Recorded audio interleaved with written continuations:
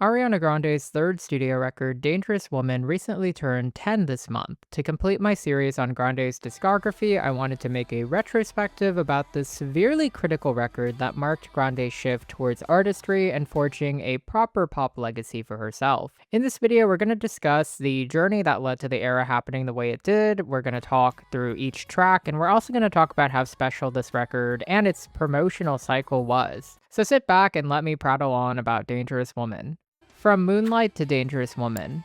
Work on what would become Dangerous Woman started almost immediately after My Everything. My Everything, as you guys know, was a blockbuster record that catapulted Grande to A-lister status with multiple hits. Grande was first introduced to and properly worked with longtime collaborators Max Martin and Savan Koteka then, and they returned as the chief architects behind Dangerous Woman. Martin would actually keep her as a muse to this very day. Grande first teased this record as Moonlight in 2014. It was being worked on throughout stops on the Honeymoon Tour. Grande would recruit her friend Victoria Monet, who had worked on a couple of the tracks on previous albums, to co-write a sizable chunk of this record's tracks, including the would-be title track, Moonlight. In hindsight, the main goal of this record was to consolidate Grande's talents towards something that felt more mature. Yours Truly was a R&B throwback, whereas My Everything leaned towards pop, and this record would become a dark fusion of both. Ilya, another future staple collaborator, came in and alongside Grande and Martin developed songs like Greedy, Touch It, and the seminal Into You and Side to Side. This record featured 4 features: Nicki Minaj on Side to Side, Lil Wayne on Let Me Love You, Macy Gray on Leave Me Lonely, and Future on Every Day, all of whom seem kinda random when you list them all together, yet Ariana assured that each track honored both her and her collaborators' sounds. The resulting record, regardless, ended up rather cohesive despite all these different genres and sounds and influences. It opens on doo-wop, then it glides effortlessly towards rock and R&B before jumping into dance pop and house, and then reggae pop, and then so forth and so on. Many Arianators and cultural critics of the time remarked this record had finally paid off all the potential Grande had shown leading up to its release. On a lyrical level, this album veered towards a more sensual yet playful tone. Most of the lyrics actually spoke to Grande's agency and relationships, the titular track being a celebration and embrace of her sensuality and power, Be Alright being about finding joy in a chaotic world, Into You being a call to action to an indecisive love interest to make the move, Greedy discussing her insatiable need for someone without shame, Bad Decisions being a lament, but also an admission that she loves making bad decisions. Of course, Grande also peppers in a few classic delicate tracks and a ballad for good measure towards the end, but this album was more intentional and focused than her first 2 records. With the album well under progress, Grande was apt to dominate the pop field, but that being said, there were a few hiccups along the way. The very first one being Donut Gate, which in retrospect felt stupid. On the 4th of July in 2015, Grande was caught on CCTV footage with her boyfriend back then and muse, Ricky Alvarez, licking donuts. She was caught also saying, "I fucking hate Americans, I hate America," which low-key kinda facts now. And she was right to say it then. Anyhow, the footage was dropped by TMZ and went viral, which led to a brief cancellation in which she would have to apologize online, address the situation on Good Morning America of all places. And ultimately, I do argue that this fiasco did kind of dampen some of the hype and reduced her radio play and public sentiment, and it did affect the commercial performance to a degree. Also, there was a change in the album's visual and sonic direction due to a single underperforming. Moving full speed ahead on the album, she'd actually announced the record's original lead single, Focus, in September of 2015, which was kind of crazy because it just marked over a year's gap from the previous record. The song did debut high at 7 its first week, but it didn't have any longevity, and it was met with criticisms about sounding way too similar to the previous lead single, Problem. A lot of people don't remember that they did do a extensive promo cycle. There was an AMA performance that was flawless. She did it while she was having a flu. But still, Grande and her team would eventually scrap the single off the final record and go back to the drawing board. Ultimately, what would become Dangerous Woman was completed in January 2016. The album's title would formally change to Dangerous Woman officially on February 22nd. The record's title was announced and sparked by an excerpt from Nawal El-Saadawi's Woman at Point Zero. They said, "You are a savage and a dangerous woman. I am speaking the truth, and the truth is savage and dangerous." It was in that same month that Ariana Grande dropped her longtime manager Scooter Braun due to personal issues, which many Arianators do believe caused issues down the line with getting radio play and promo for later singles. The now iconic cover art was revealed when the lead single dropped. Grande dons a latex bunny mask, head-on looking towards the camera. Grande also revealed in an interview that she leaned on Super Bunny, a superhero/villain alter ego that encouraged her to follow her gut. Following Your Gut was the central theme of the record, in my opinion. The title track did serve as the lead single, debuting at number 10, continuing a running record where Grande has had every single lead single of every album that she's ever put out debut in the top 10. It's still going to this day. This single would peak at 8 and went on to be nominated for Best Pop Solo Performance at the year's following Grammys.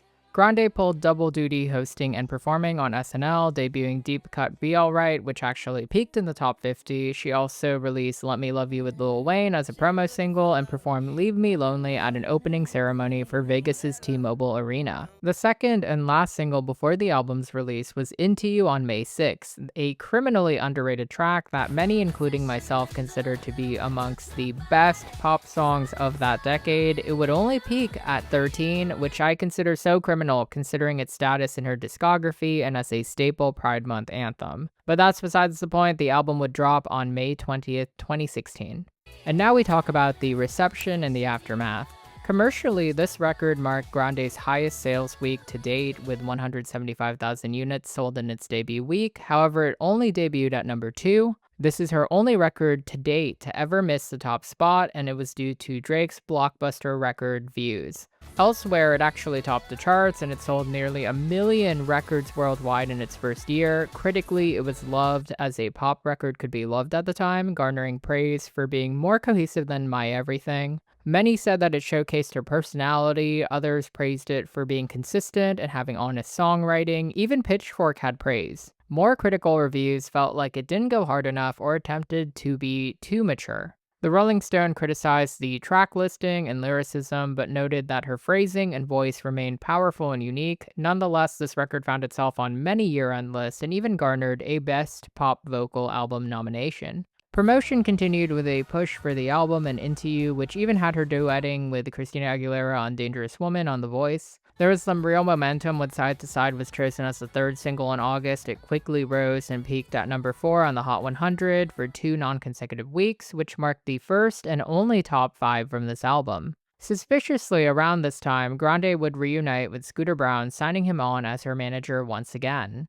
Grande would also deliver a performance of the album's bonus track, Jason's Song, on Jimmy Fallon later in the year, which I thought was a cool touch. She really loved this album, guys. A final single, Everyday with Future, was released at the top of 2017 with a funny music video. The song only hit 55 on the charts. It was a moderate success, and she would embark on the Dangerous Woman tour, kicking off in Phoenix and spanning the globe. She was supported by future Grammy winner and her best friend Victoria Monet, Little Mix, Bia, and future superstar Sabrina Carpenter before she became, who she is today. The tour was a fashion-forward extravaganza where La Roche and her team really created a more adult, mature image. Looks were inspired by iconic women throughout history like Audrey Hepburn and TLC, and it was praised by critics as a coming-of-age and professional affair worthy of a world-class act. Sadly, tragedy struck on May 22nd at the Manchester Arena show, where after the show ended, a terrorist attack injured over 1,000 attendees and ended 22 lives. Grande canceled tour dates up to June 4th, opting to hold the One Love Manchester benefit concert to aid affected families, where she raised over £17 million and re-released One Last Time and Somewhere Over the Rainbow as charity singles. Grande bravely resumed the tour, seeing it to the very end in Asia at Hong Kong, September of that year, where she would eventually just take a brief hiatus and continued working on what would become Sweetener towards the end of 2017. 10 years later, in 2026, Grande commemorated this record with a reissue with new cover arts and a new shoot in a white latex mask. The track New Better Part 2 was added to the album, though fans like me, I wanted Baby Love. It was an interlude on the tour, and I wish it was included. Before I get to my usual track by track, I do want to briefly talk about my own thoughts about the record. I thought that it was an inflection point where Grande was challenged at all levels, artistically, commercially, even personally, unfortunately. She emerged from this album album much stronger and intentional about her work. Dangerous Woman occasionally does find itself dated due to certain production choices, yet the overall packaging and delivery, especially on tracks like Into You, Bad Decisions, and my personal favorite, Thinking About You, these remain unimpeachable songs. I often see general pop fans who aren't really Arianators dismiss this record, but I think it is a critical piece of Ari's DNA as an artist. It is a pop marvel that continues to influence her own work. I consider it a pop Bible for the 2010s, and I wouldn't be surprised to see strands of its audacity and strength in the forthcoming 8th studio record, Petal, which Rolling Stone said it actually sounds a bit like. And now we have reached the track-by-track section, where I will just talk about each song really briefly.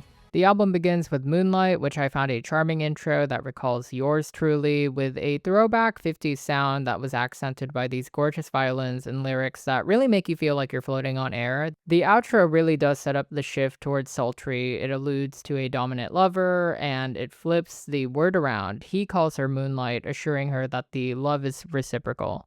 Dangerous Woman is a classic. I found it antithetical to her poppy side at the time. It was simmering with this pop rock sound that leaned into R&B. The verses are all about building up tension, even the way that she vocalizes before she unleashes her pipes on the pre-chorus in a siren's call before going to that killer chorus. The shift with the post-chorus that doubles almost as a bridge towards that guitar solo, I felt like that element really elevates the song towards an all-timer status. She was really big on vocoders at the time and inspired by Imogen Heap, and that sound really shows up at that outro.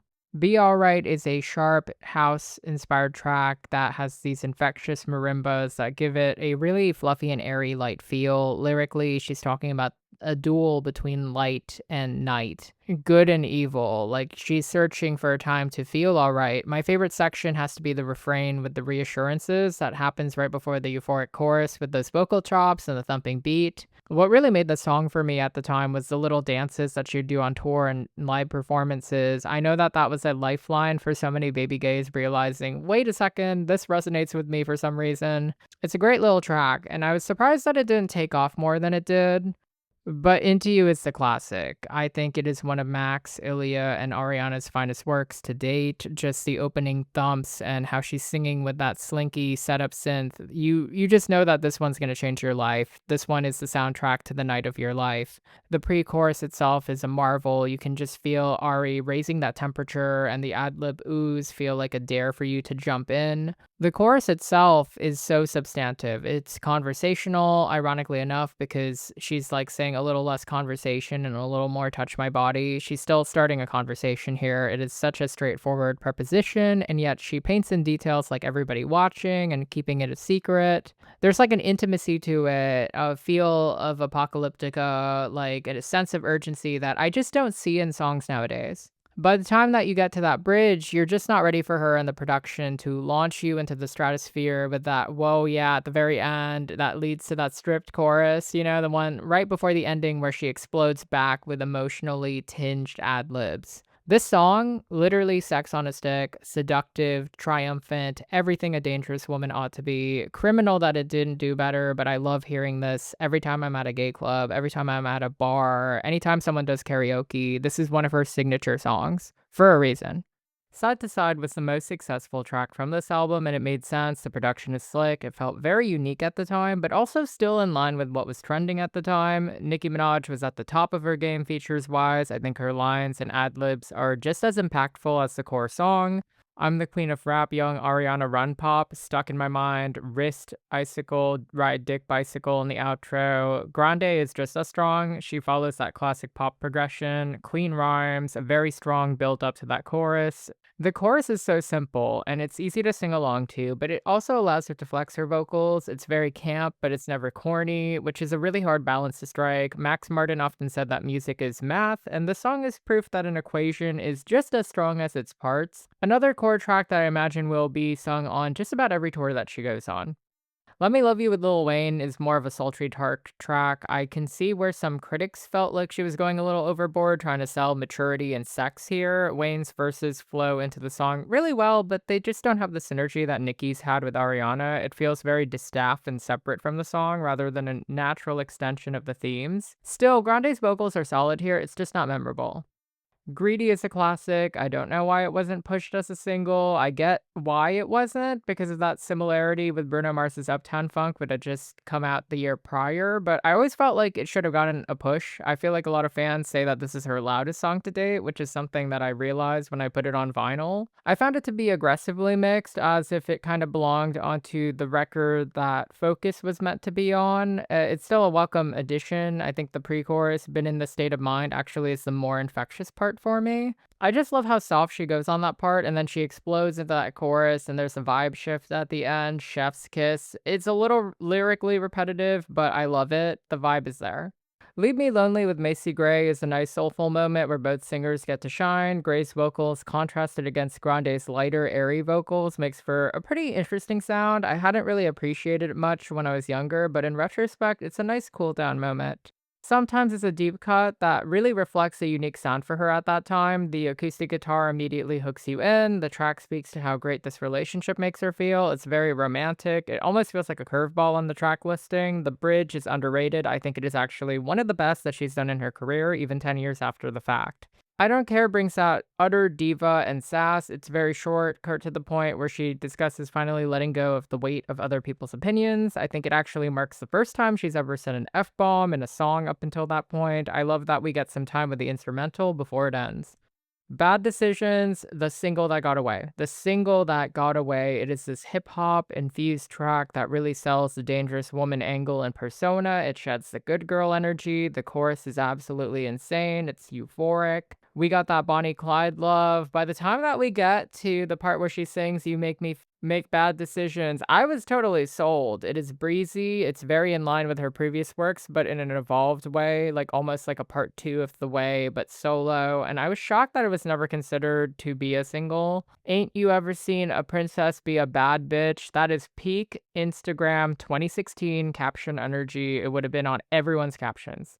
Touch It is a track that she has publicly said was a bore to sing, but she just sings it so damn well. It is classic synth pop, Max Martin magic, where Grande gets to flex her vocals yet again. It is immaculately crafted to the point where I think its biggest flaw is that it kind of loses character because of that perfection. I do see some people say that it's just a lazy redo of Love Me Harder, but like from a more sophisticated, rehearsed point of view. But I don't agree with that. I love it. The lyrics detail the darkness of being on break with a loved one and trying to make sense of that anxiety and swimming through it. The whistle notes at the end are again so siren like and majestic. I am shocked that she just considers this to be one of her least favorite tracks. I adore it. Thinking About You is the closer for the standard version, and for a really good reason. It's a personal favorite of mine. It is one that has stuck with me. It's one that I still keep on rotation. The production feels like a journey through the cosmos. The chorus thumps with excitement and hope, but also some sorrow to it. The verses communicate everything that you need to know about this relationship. The pre-chorus has such a neediness to it that's very relatable if anyone has ever been this overhead, head over heels over someone. Like, my words are getting jumbled. The bridge, it just felt like it was handwritten and sung by an angel, daring us to make yearning edits to our favorite characters, like those TikTok edits with like the characters, like Marvel characters or like whoever you ship together. It is like a cloud of stardust, especially on that last chorus. I love it. It is so, so, so, so good. I need to listen to it again. Step On Up is a bonus track that seemed to reflect another version of this album, hence it being left off. It's still in line with the confidence throughout the album, where she dares a man to step on up and claim her love as his. I love how dynamic she sounds on this. I also do understand why it was cut. Very soulful though. Jason's song Gave It Away is a Broadway-inspired track. She'd actually worked with Jason Brown, who she'd worked with on Broadway when she was so young during the 13 musical a long, long time ago. It's a track about her strength and spirit, trying to make it on her own, be independent, and make art that she really wants to make. I think she wrote it at a time where she was really trying to find out who she was creatively, and she didn't need people telling her what to do. The final bonus track that was finally added on the reissue is New Better Part 2, which had only been on SoundCloud before. This track is transformed into a proper diss against the man who had actually recently broken her heart at the time, which is ironic because he was that forever boy. Grande adds this new verse where she kind of takes a crack at rapping, which is probably a nod to her kindling a relationship with Mac Miller at the time of its release. It's such a nostalgic part of the era, and it's just nice to have on streaming. Overall, Dangerous Woman, I think, has aged very well. I think it's a nice crossroads moment before Grande would shift her image and career shortly afterwards. But the DNA and seeds of who she'd become right now, they're very apparent on here. I'm happy to give this pop Bible a 9 out of 10 on revisit. And that's a wrap. Thank you so much for this recap of the Dangerous Woman era. I know I'm a week late, but I wanted to take my time. It was fun reliving this, looking up the videos. I'm so ready to cover Petal that's coming up, as well as her new single. I know I didn't get everything in this era, so everybody comment below what your favorite part of the Dangerous Woman era was, what your favorite songs were. I want to hear from you guys. I love hearing your opinions, and I cannot wait to come back soon on another video. A shout out to my members. Thank you so much for supporting this channel. A shout out to my subscribers. I love you guys. Shout out to my Substack in case you guys haven't followed it. I know nobody likes to read, but like I love uploading on there, and I hope to see you next video.